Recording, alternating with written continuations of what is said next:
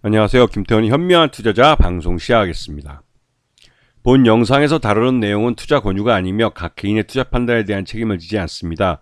별도 SNS 채널 가입을 유도하거나 투자 권유 및 유료 리딩 서비스를 홍보하는 불법 사칭 계정에 유의하시기 바랍니다.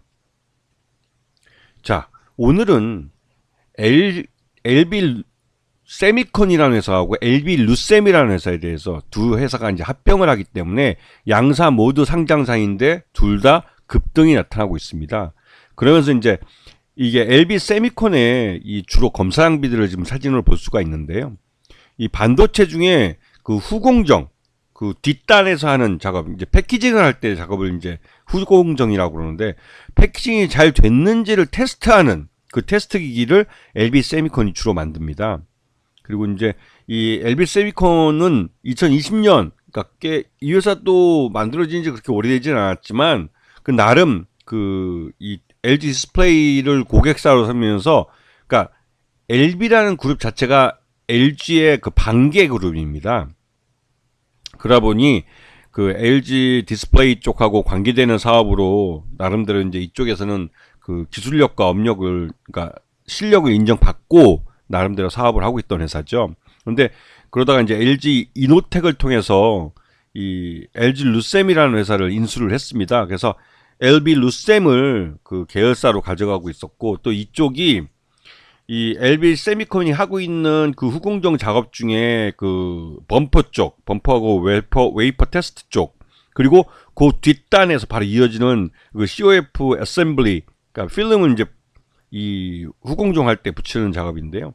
그리고 요거를 이제 마지막으로 테스트하는 요 전체를 다 그 드라이브 IC, DDI 쪽에서 이제 드라이브 IC 패키징 공정이라고 그러는데 여기에 들어가는 사업을 이제 둘이 같이 이제 합병을 하면서 이제 하게 되는 겁니다. 그럼 당연히 여기에 들어가는 그 중복되던 비용들이 줄어들게 되겠죠.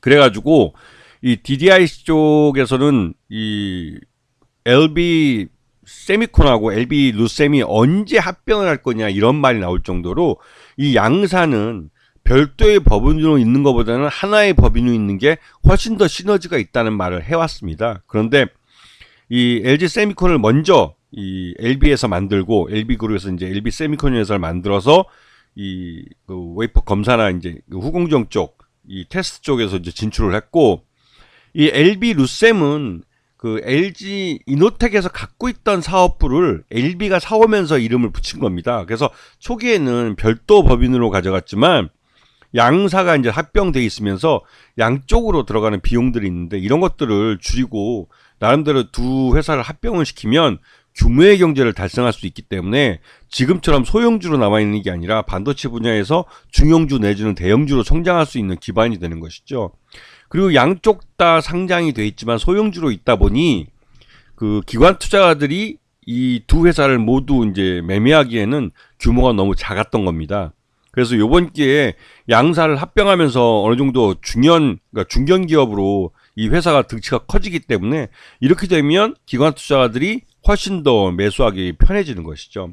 그래서 양쪽 회사가 이 합병을 하면 1+1이 2가 되는 게 아니라 1+1이 3이 될 수 있는 그런 딜이라는 말들이 나오고 있는 것이죠. 그래서 이 LB 세미콘이 자회사로 갖고 있는 LB 루셈을 흡수 합병해서 이 LB 루셈이 소멸하고 LB 세미콘이 상장을 유지해서 이 상장을 유지하는 그런 구조로 이번에 딜이 되는 것이죠. 그래서 둘 간의 이 합병이 이루어지면 LB 세미콘과 LB 루셈이 합병을 하면 이 시가총액도 그 2,800억 이상 등치가 커지고 코스닥 순위도 240위 정도로 올라오게 됩니다. 그다음에 소형주에서 이제 중형주가 되는 것이고, 이렇게 커지면서 이제는 이제 일감도 양쪽에서 이제 따로 나누어서 받아놓은 걸 이제 한꺼번에 이제 받을 수 있기 때문에 훨씬 더 일감도 더 커질 수가 있는 것이죠. 그래서 요번 합병은 해를 넘겨서 내년 그 2025년 2월 3일 날 합병 등기가 예정돼 있습니다. 그래서 지금부터 시작해서 한 4개월 정도 걸리는 작업인데요. 그 사이에 이제 그 이 주식 매수 청구권 요 기간이 있는데, 이때 그 주식 매수 청구권을 많이 신청하지 않으면 원래 계획했던 대로 1대 1.134 이 비율로 LB 세미콘과 LB 루셈이 합병을 하게 되는 겁니다. 그래서 지금 LB그룹 내에서 LB 인베스트먼트라고 창수사를 제외하고는 LB 세미콘과 루셈이 가장 큰 그 제조 장비 쪽인데요. 이 제조 쪽을 요번엔 좀 키우려고 요걸 합병을 한 것이죠. 그래서 그렇게 되면 이제 이 LB 그룹은 LB 세미콘이라는 것과 LB 인베스트먼트 이거 큰 가닥으로 두 개가 돼서 이 사업을 키워갈 수 있게 되는 겁니다. 그래서 LB 세미콘이 합병 이후에 존속법인으로 남게 되는데요. 지금 보시게 되면 거의 한 8,000원대 가격에서 지금 4,000원으로 주가가 반토막이 난 상태라 LB 세미콘도 그렇고 LB 루셈도 그렇고 제조업으로서는 굉장히 어려운 시기를 보내고 있었습니다. 이게 이제 주 거래처인 LG 디스플레이가 굉장히 힘든 시기를 보내면서 일감도 줄고 해서 그렇게 된 거였는데요. 최근 들어서 LG 디스플레이도 이제 그 서서히 그 일감도 늘어나고 회복세를 보이며 특히 이제 이 LG 디스플레이 쪽에 본연의 이제 사업들이 많아지면서 LB 세미콘 쪽에서도 일감이 점점 늘어나고 있는 상황입니다. 그런데 그런 이제 일감이 늘어나서 본격적으로 실적이 좋아진 2025년 전에 이러한 합병들을 그 마무리 짓고 비용을 좀 줄이려는 노력을 좀 하고 있는 것이죠.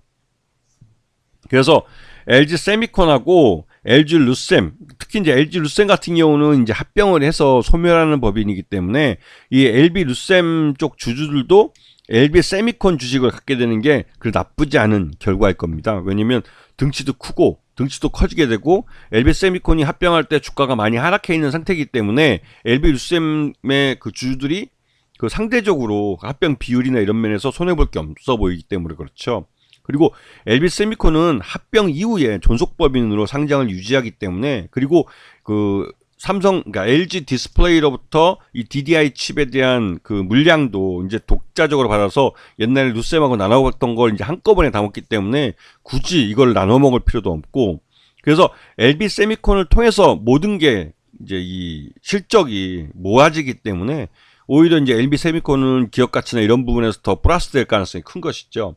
이렇게 되면 되고 나서 이제 DDI 칩뿐만 아니라 이제는 그 LB 세미콘은 반도체 후공존 쪽에서 다른 사업들로 사업 영역을 넓혀갈 수 있는 여유를 갖게 됩니다. 그런 측면에서 LB 세미콘은 단순히 LG 디스플레이만 상대하는 그런 회사가 아니라 이제는 더 넓게 보면 삼성 디스플레이나 삼성전자 쪽하고도 거래를 할 수 있는 그런 기업으로 모양새를 갖추게 되는 것이죠.